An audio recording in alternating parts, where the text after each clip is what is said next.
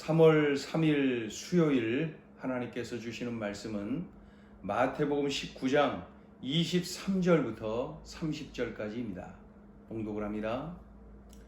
예수께서 제자들에게 이르시되 내가 진실로 너희에게 이르노니 부자는 천국에 들어가기가 어려우니라. 다시 너희에게 말하노니 낙타가 바늘기로 들어가는 것이 부자가 하나님의 나라에 들어가는 것보다 쉬우니라 하시니 제자들이 듣고 몹시 놀라 이르되 그렇다면 누가 구원을 얻을 수 있으리까? 예수께서 그들을 보시며 이르시되 사람으로는 할 수 없으나 하나님으로서는 다 하실 수 있느니라. 이에 베드로가 대답하여 이르되 보소서 우리가 모든 것을 버리고 주를 따라 싸운데 그런즉 우리가 무엇을 얻으리까? 예수께서 이르시되 내가 진실로 너희에게 이르노니 세상이 새롭게 되어 인자가 자기 영광의 보좌에 앉을 때에 나를 따르는 너희도 12 보좌에 앉아 이스라엘 12지파를 심판하리라. 또 내 이름을 위하여 집이나 형제나 자매나 부모나 자식이나 전토를 벌인 자마다 여러 배를 받고 또 영생을 상속하리라. 그러나 먼저 된 자로서 나중되고 나중된 자로서 먼저 될 자가 많으니라. 기억나십니까? 영생을 어떻게 얻느냐 질문한 이 유대 청년 말이 이 부자 청년이었죠. 물질이 우선이고 물질이 중심이었어요. 물질이 그의 삶의 우상이었어요. 그 청년을, 그러니까 그 청년의 상태를 꿰뚫어 보신 우리 예수님께서 이렇게 말씀해 주셨지요. 내 소유를 팔아 가난한 자들에게 주라. 그리하면 하늘에서 보화가 내게 있으리라. 그리고 와서 나를 따르라. 이렇게 말씀하셨어요. 물질이 삶의 중심이고 우선이었던 이 청년, 물질이 우상이었던 청년, 결국 근심하면서 예수님을 떠나버립니다. 그 후에 예수님이 제자들에게 말씀하시는 거죠. 23절 끝자락에 보면은 부자는 천국에 들어가기가 어려우니라. 물론 그 부자 청년을 염두에 두고 하신 말씀이죠. 예수님이 또 말씀하십니다. 24절 낙타가 바늘기로 들어가는 것이 부자가 하나님의 나라에 들어가는 것보다 쉬우니라. 그러자 이 제자들이 놀라면서 예수님께 질문을 합니다. 25절 그렇다면 누가 구원을 얻을 수 있으리까? 왜 이 질문을 했을까요? 당시의 유대인들은 이렇게 믿고 있었어요. 물질의 풍요는 하나님이 주신 축복, 가난과 질병은 하나님이 내리신 저주. 물질의 풍요는 하나님의 축복, 가난과 질병은 하나님의 저주. 이렇게 믿고 있었어요. 유대인들이 다 그랬어요. 그런데 예수님의 말씀을 오해하면서 질문을 합니다. 물질의 풍요는 하나님의 축복인데 물질이 많은 사람이 구원을 받기 힘들다면은 그럼 누가 구원을 받을 수가 있겠습니까? 그러니까 당시에 유대인들이 가지고 있었던 생각이 그렇다면은 이런 질문을 할 만하지요. 예수님이 그때 말씀하십니다. 구원은 물질에 많고 적음에 있지 않다. 인간의 어떤 능력에 있는 것도 아니다. 구원은 하나님의 은혜, 하나님의 능력으로 얻는 것이다.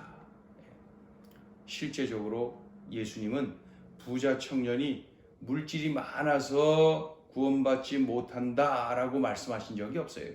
또 그런 의도로 말씀하신 적도 없어요. 단지 그 청년은 물질이 우선이고 물질이 중심이고 물질이 우상이고 그래서 영생을 얻는데 그 물질이 장애물이 된 것이죠. 구원받지 못하는 것이요.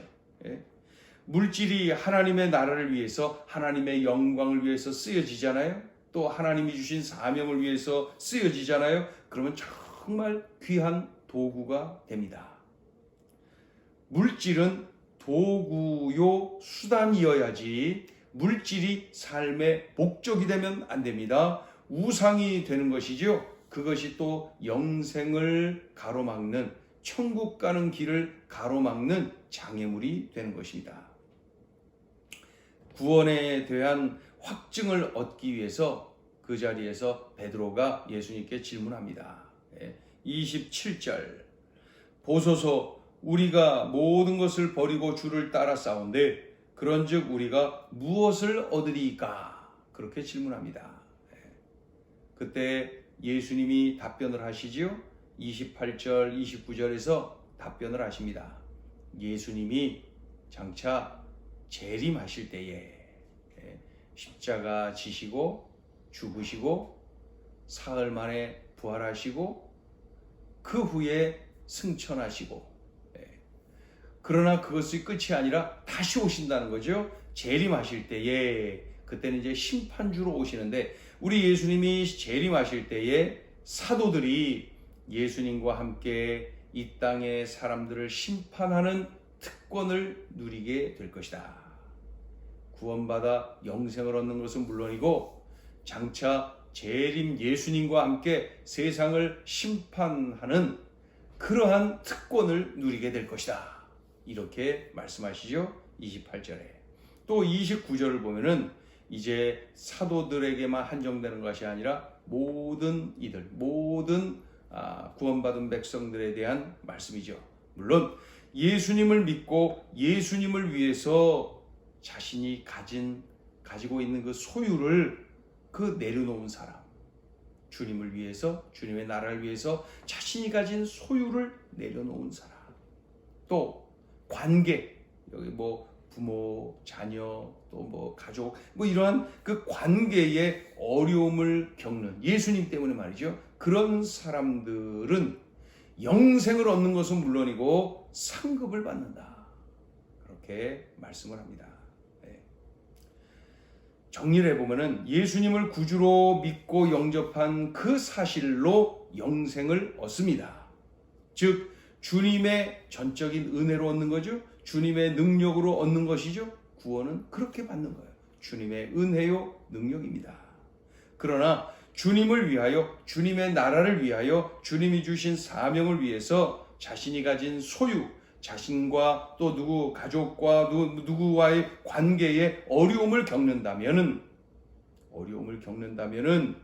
우리 주님은 말씀하시죠. 영생을 얻는 것은 물론이고 상급이 있고 또 재림 예수님과 함께 장차 심판하는 특권을 누리게 될 것이다. 그렇게 말씀합니다. 자, 오늘 주시는 메시지입니다. 첫째, 영원히 부요한 길을 택하라. 부자 청년은 지금 가지고 있는 물질이 우상이 되어버렸어요. 늘 물질 중심, 물질 우선. 그러니 영생을 얻는데 장애물이 되는 거예요. 물질이 우상이 되어버렸으니 말이죠. 중요한 것은 어느 날 그것을 그대로 다 두고 이 세상을 떠나야 됩니다. 빈손으로 말이죠. 영생을 얻는데 장애물이 되었죠. 그 물질이 영생을 얻는데 장애물이 됐죠. 또 어떻게 해요? 그걸 그대로 또 두고 떠나가야 되죠. 그렇습니다.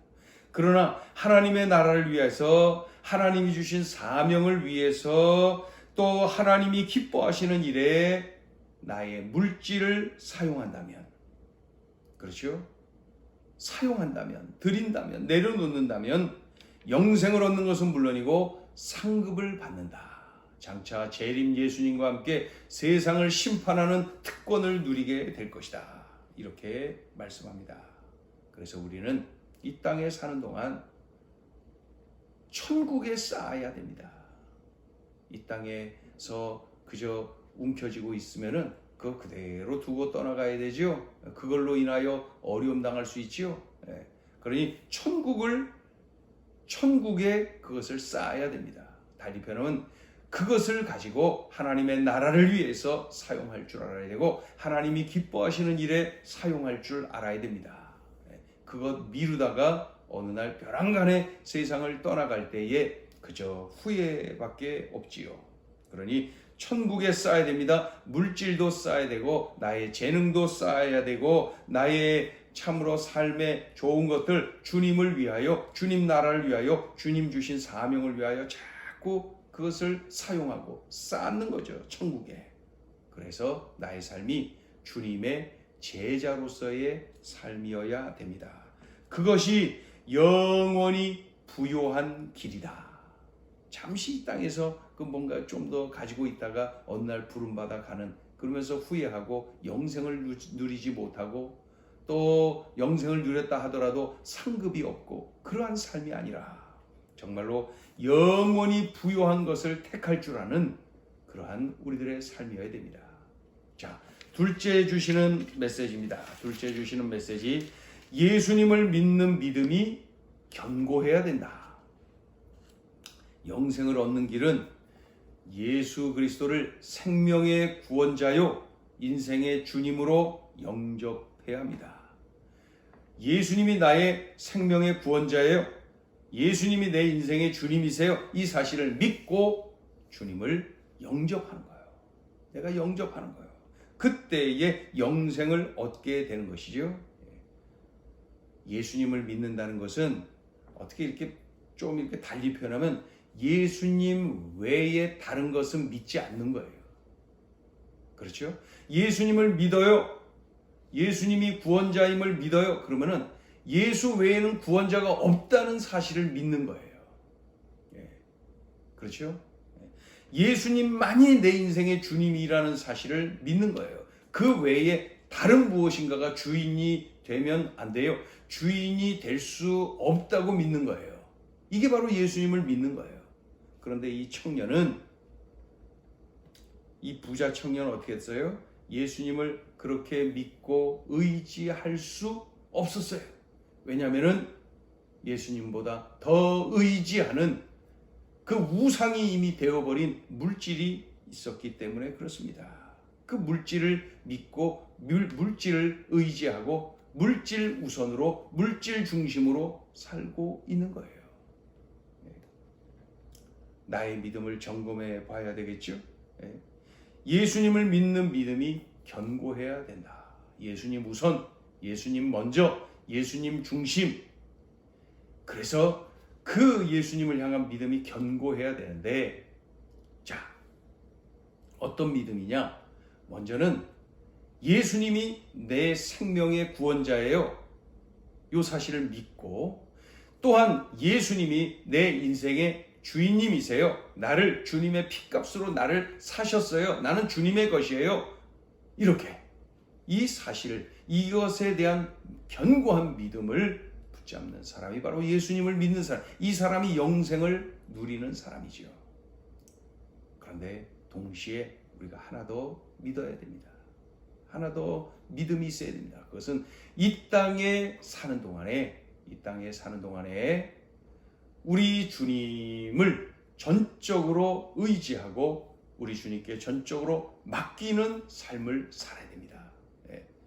내가 주님을 신뢰하고 내가 주님을 믿고 의지할 때에 맡길 수가 있어요. 주님께 맡기고 주님을 의지할 수가 있는 것이죠.